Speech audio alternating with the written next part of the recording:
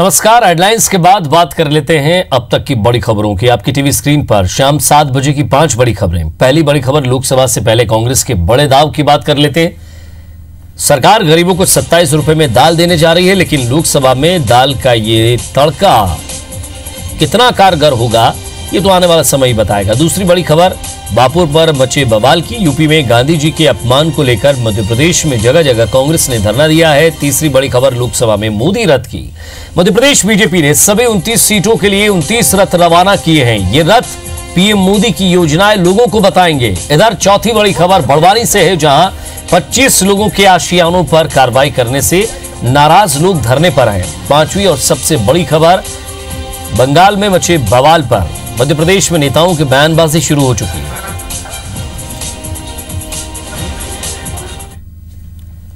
मध्य प्रदेश में बीजेपी ने तैयारियां अपनी तेज कर दी हैं और इसी सिलसिले में आज भारतीय जनता पार्टी के राष्ट्रीय उपाध्यक्ष शिवराज सिंह चौहान ने पार्टी दफ्तर से भारत के मन की बात मोदी के साथ अभियान को हरी झंडी दिखाते हुए 29 रथ को रवाना किया है। ये रथ पूरे मध्य प्रदेश की 29 लोकसभा सीटों पर जाकर मोदी की योजनाओं के बारे में लोगों को बताएंगे। साथ ही लोगों से देश के विकास के लिए सुझाव और लोकसभा चुनाव के लिए तैयार हो रहे बीजेपी के संकल्प पत्र के लिए सुझाव भी मांगे जाएंगे।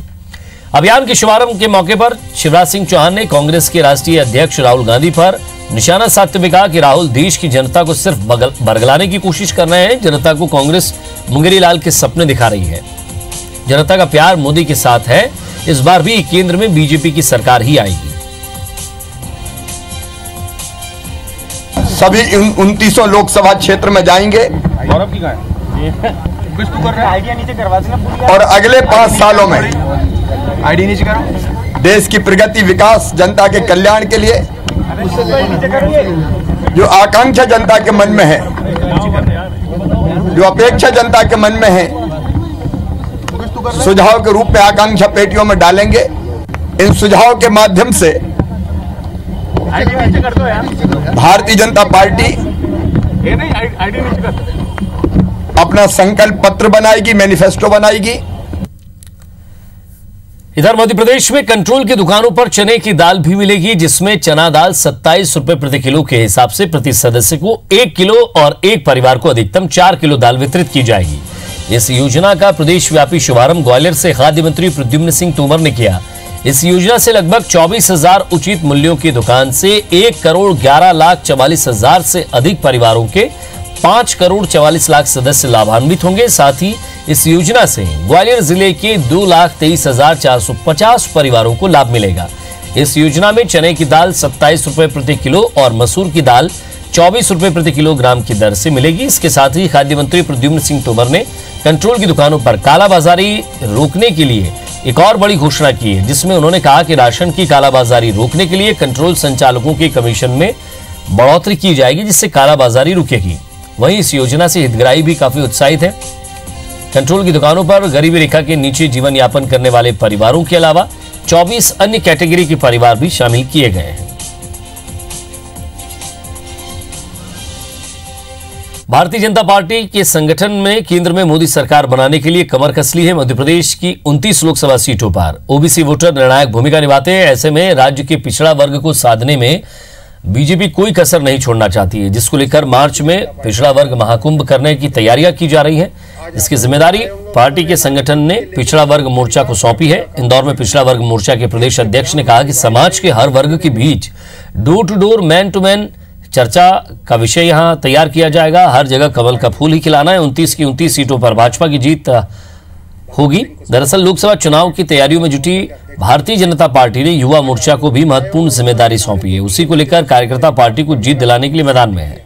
देश के प्रधानमंत्री भाई नरेंद्र टीम है, जिनके माध्यम से निचले स्तर पर बूथ केंद्र तक हमने ये काम खड़ा किया है और वे सब कार्यकर्ता पिछड़ी जाति के अंतर्गत आने वाले वे सारे वोट बैंक के बीच में जाने वाले हैं और भारतीय जनता पार्टी के पक्ष में मतदान करने वाले और पूरे 29 की 29 सीटों पर हम विजयश्री प्राप्त करने के लिए यह अभियान को लिए निकले। सरकार बनने के बाद पहली बार भोपाल जिले की बैठक लेने पहुंचे प्रभारी मंत्री गोविंद सिंह ने बिजली कंपनी के अधिकारियों को जमकर फटकार लगाई। मंत्री ने कहा कि 15 दिन के भीतर बिजली से संबंधित समस्याओं के निराकरण के लिए समितियां गठित कर इसकी जानकारी सौंपनी थी, लेकिन अब तक नहीं भेजी गई। मंत्री ने अफसरों से कहा कि आप सरकार के आदेश का पालन करते भी हो या नहीं। इधर बैठक में मौजूद अल्पसंख्यक विभाग के मंत्री आरिफ अकील ने आपत्ति दर्ज कराई है। कंपनी का टारगेट पूरा करने के लिए ऐसे मीटर भी बदले जा रहे हैं जो ठीक ठाक चल रहे हैं। जो हाई टेंशन लाइन जहाँ से कहीं है उनमें आप जो आपके पास पाइप आ गया वो पाइप डालो ताकि वहाँ से जनहानि नहीं हो। तो उस पर उन्होंने कहा हमारी लाइन पहले थी, बिल्डिंग बाद में बन गई। तो ये आर्गुमेंट तो बहुत पहले का है, ये टेक्निक पहले नहीं आई थी, अब आइएगा व्यवस्था करो बस। ये कमेटी हमें तत्काल बनाना है ताकि लोगों की समस्याओं का निदान हो सके। लोग परेशान हो रहे हैं, कई लोगों को बिल अधिक आने से लोगों को संकट में है। तो किसानों की और अधिकांश बिल बहुत से ग्रामीण क्षेत्र के हैं, तो उनकी भी नाराजगी हमें दूर करना है, इसलिए तत्काल हम ये काम कर रहे हैं। मध्य प्रदेश में गौशालाओं को लेकर कांग्रेस काफी एक्टिव है। गुना सांसद ज्योतिरादित्य सिंधिया ने इसी सिलसिले में कलेक्टर्स को चिट्ठी लिखी है। सिंधिया ने शिवपुरी, गुना, अशोकनगर के कलेक्टर को चिट्ठी लिखकर गौशाला के लिए जमीन आवंटित करने की मांग की है। उन्होंने कहा कि आवारा गौवंश के कारण किसान परेशान है, इसके लिए ग्राम पंचायत में जमीन आरक्षित करने के लिए कलेक्टर पहल करें।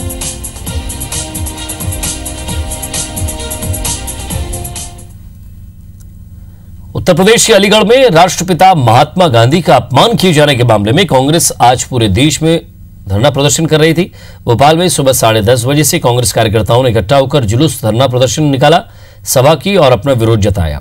आपको बता दें कि अखिल भारतीय हिंदू महासभा की राष्ट्रीय महासचिव पूजा शकुन ने 30 जनवरी को गांधी जी की हत्या का सीन दोहराया था।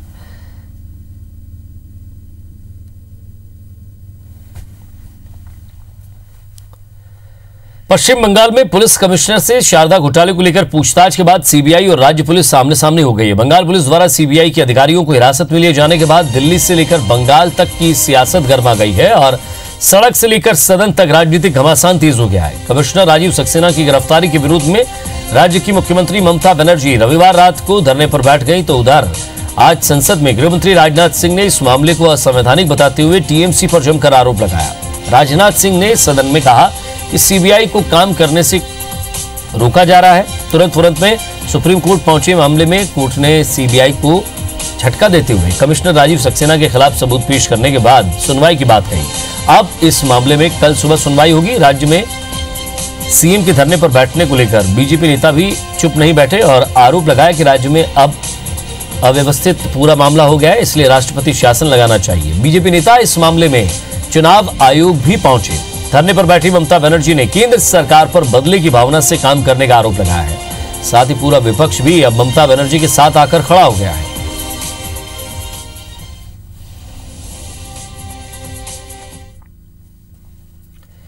बंगाल में मचे सियासी बवाल पर दिल्ली, पश्चिम बंगाल ही नहीं बल्कि मध्य प्रदेश में भी बयानबाजी तेज हो गई है। भोपाल में मध्य प्रदेश के पूर्व मुख्यमंत्री शिवराज सिंह चौहान और जबलपुर में प्रदेश बीजेपी अध्यक्ष राकेश सिंह ने ममता बनर्जी पर निशाना साधा है।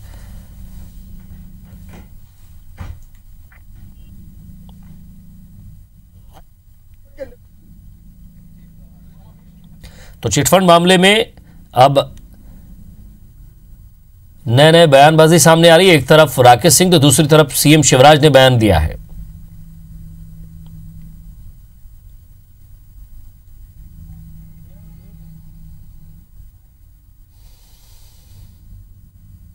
आखिर सुप्रीम कोर्ट के निर्देशों पर वो कार्रवाई हो रही, जांच हो रही है। सीबीआई संवैधानिक संस्था है, सीबीआई को क्यों जांच करने से रोका जा रहा है? और ये नहीं होने देना सर्वोच्च न्यायालय की भी अवमानना है। सीबीआई अगर वहां पर किसी पुलिस अधिकारी की जांच करने के लिए जाए घोटाले के संदर्भ में और सीबीआई के अधिकारियों को ही गिरफ्तार कर लें, इससे ज्यादा अराजक स्थिति नहीं हो सकती पश्चिम बंगाल में। और भारतीय जनता पार्टी इसलिए बार बार कह रही है कि ममता बनर्जी जी ने पश्चिम बंगाल को अराजक प्रदेश के रूप में बना दिया है। पश्चिम बंगाल में सीबीआई घमासान पर कांग्रेस भी ममता बनर्जी के पक्ष में खड़ी हो गई है। ऐसे में कमलनाथ सरकार के मंत्री भी केंद्र सरकार पर निशाना साध रहे हैं। ग्वालियर में खाद्य मंत्री प्रद्युम्न सिंह तोमर और जबलपुर में सामाजिक न्याय मंत्री लखन घनघोरिया ने मोदी सरकार पर सीबीआई का राजनीतिक फायदा उठाने का आरोप लगाया है।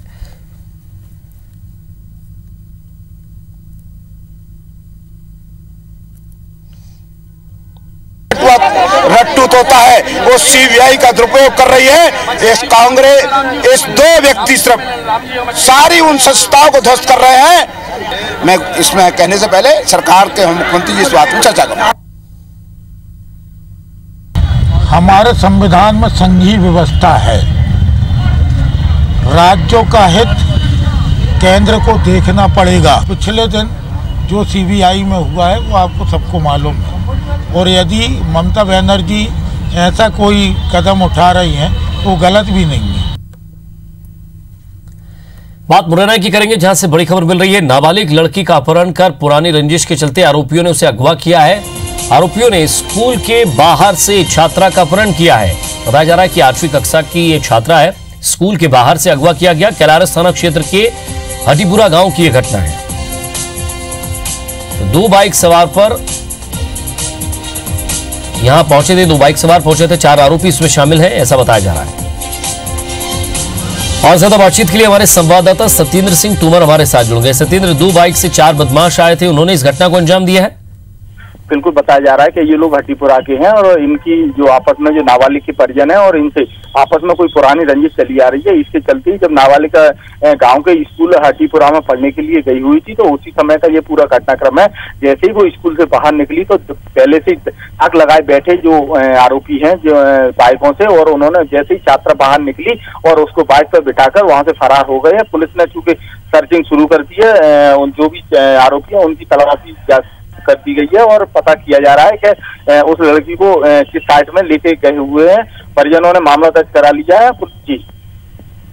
जी नरेंद्र, क्या अब इस 8वीं कक्षा की छात्रा का कोई सुराग लग पाया? पुलिस क्या कुछ कह रही है? नहीं, बिल्कुल अभी पुलिस ने तलाश तो शुरू की है, लेकिन अभी तक ऐसा कुछ पता नहीं चल पा रहा है कि इस छात्रा को कहां अपहरण करके लेके गए हुए हैं। और पुलिस की जो टीम है वो सर्चिंग में लगी हुई है। जी शुक्रिया सत्येंद्र इस तमाम बातचीत के लिए। तो पुलिस अभी जांच कर रही है। 2 बाइक से 4 बदमाश आए थे जिन्होंने इस घटना को अंजाम दिया है। बड़वानी में अतिक्रमण के नाम पर तोड़े गए मकानों के पीड़ितों ने कलेक्ट्रेट पहुंचकर जमकर हंगामा किया और कलेक्ट्रेट में ही धरने पर बैठ गए।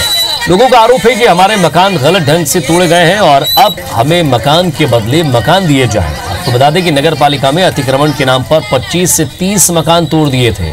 नगर पालिका सीईओ और तहसीलदार का कहना है कि लोगों को नोटिस देकर अतिक्रमण हटाने के लिए कहा गया था। धरने पर बैठे लोगों ने कहा कि जब तक हमें मकान नहीं मिल जाते तब तक कलेक्ट्रेट ही हमारा घर है।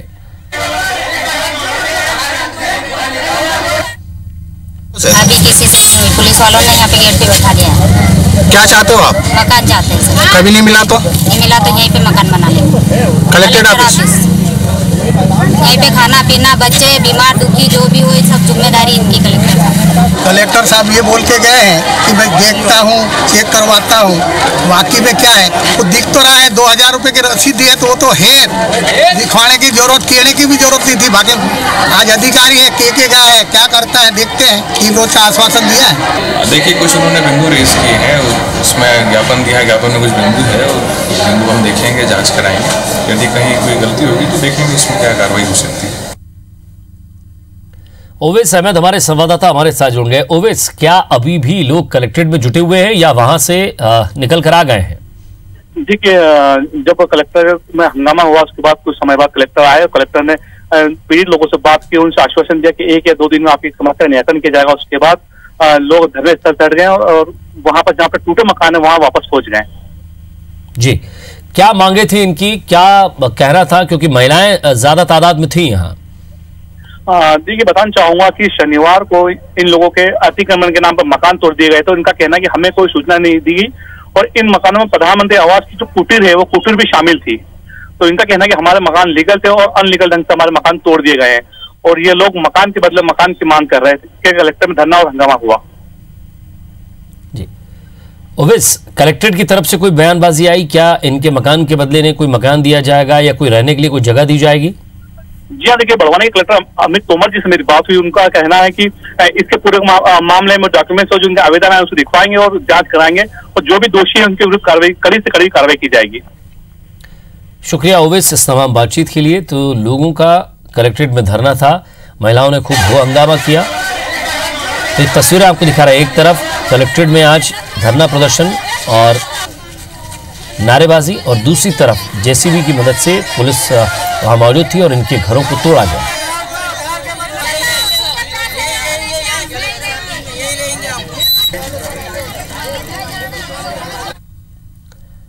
ग्वालियर में पत्थर से कुचलकर युवक अजय की 6 दिन पहले हत्या की गई थी और इस हत्या की गुत्थी पुलिस ने सुलझा ली है। पुलिस ने हत्या के आरोप में पति पत्नी को गिरफ्तार किया है। आरोपियों ने पुलिस को बताया कि अजय और सुमन के बीच अवैध संबंध थे। सुमन का पति रास्ते में अजय का रूड़ा बन रहा था। इसके बाद अजय ने सुमन के पति को मारने का प्लान बनाया, लेकिन इसकी खबर सुमन को लगी। जिसके बाद सुमन ने पति को सतर्क रहने को कहा, लेकिन 28 जनवरी को अजय ने पार्टी रखी थी जिसमें दोनों पति पत्नी को बुलाया गया था।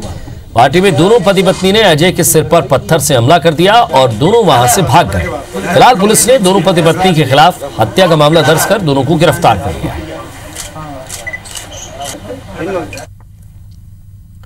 मुरैना के दिमनी थाना में आर्म्स एक्ट मामले में बंद एक आरोपी की खुदकुशी के बाद हड़कंप मच गया है। परिजनों ने पुलिस पर मारपीट कर उसकी जान लेने का आरोप लगाया है और मौत के बाद फांसी पर लटकाकर सुसाइड दर्शाने की कोशिश की है।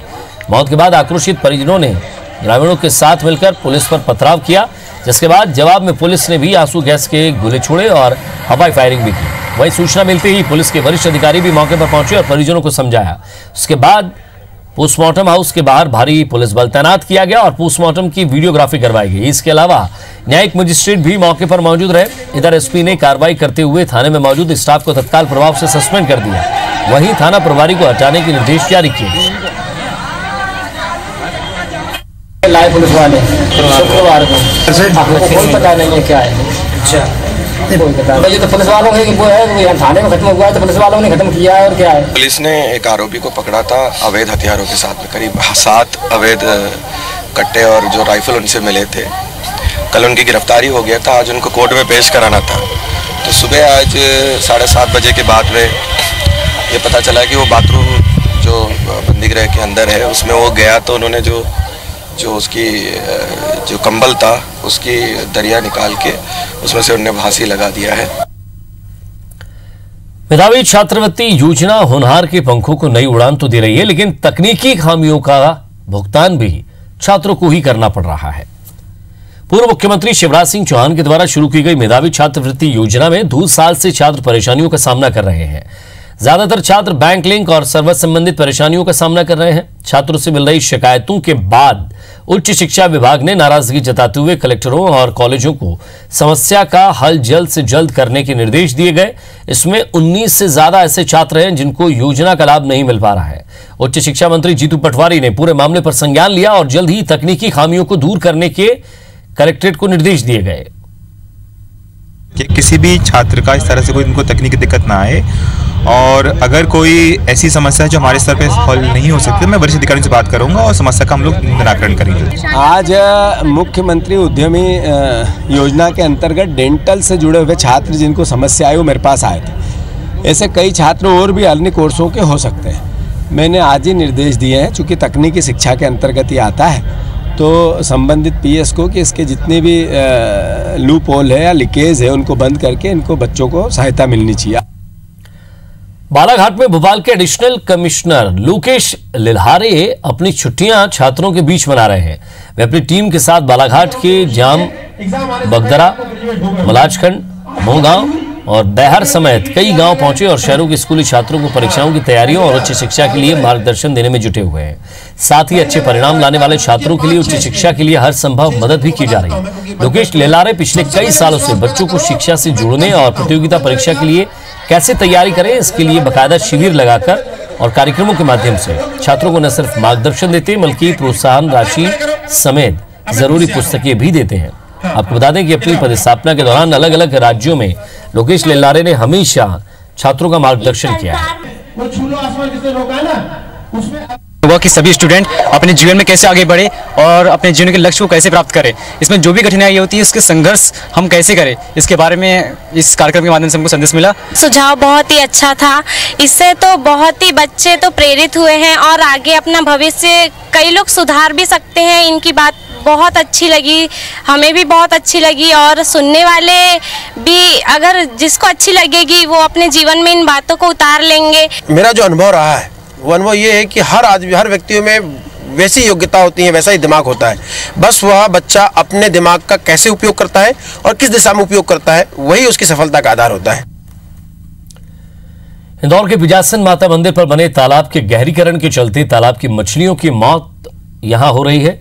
लगातार मछलियों की मौत के चलते इलाके में दुर्गंध फैल रही है, जिससे मंदिर समिति और स्थानीय लोग परेशान हो रहे हैं और उन्होंने इसकी शिकायत प्रशासन से की है। दरअसल इंदौर नगर निगम स्मार्ट सिटी प्रोजेक्ट के अंतर्गत 1 करोड़ 28 लाख की लागत से तालाब को गहरा करने का काम ठेके पर दे रहा है, जिसके चलते इस तालाब पर काम शुरू किया गया है। लेकिन इस तालाब को खाली करने से पहले जिम्मेदारों ने इसमें पलने वाली मछलियों को शिफ्ट करना और उनकी जानकारी लेना भी जरूरी नहीं समझा और तालाब को खाली कर दिया। लापरवाही के चलते तालाब की सैकड़ों मछलियों ने पानी के अभाव में दम तोड़ दिया। लेकिन ये अंदेशा नहीं था कि इसमें मछलियां होंगी। हमने मत्स्य विभाग को उसकी जानकारी दे दी थी कि हमेशा जब भी पहले भी पूर्ण कार्य हुआ था तो हमने पहले मत्स्य विभाग ने शिफ्टिंग कर दी थी। यशवंत सागर और सिरपुर, इन 2 जगहों में शिफ्टिंग हुई थी मछलियाँ, और इनकी थोड़ी लापरवाही रही जो नहीं आ पाए, इस कारण मछलियाँ मर गई। खजुराहो में इन दिनों अमेरिका से घूमने आए एक सैलानी बॉबी बायर चर्चा में है। वजह है उनके घूमने के दौरान उनका डांसिंग का अनोखा अंदाज। बॉबी के अनोखे अंदाज को देखने वाला हर शख्स कुछ देर के लिए रुकने पर मजबूर हो जाता है। बॉबी बायर कानों में हेडफोन लगाकर म्यूजिक की बीट पर डांस करते हुए चलते हैं। इस तरह के अंदाज को सड़क के आसपास जिसने भी देखा वो एक बार तो देखते ही रह गया। अमेरिका के न्यूयॉर्क से घूमने आए बॉबी बायर से जब उनके इस अंदाज के बारे में पूछा गया तो उन्होंने कहा कि दुनिया में डांस एकमात्र साधन है जो दुनिया को एक साथ जोड़ता है।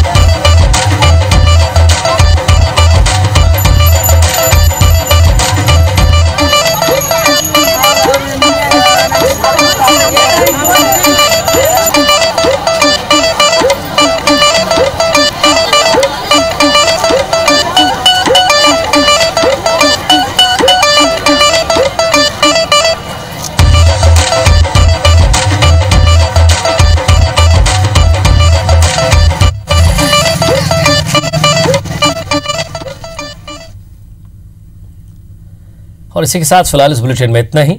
नमस्कार।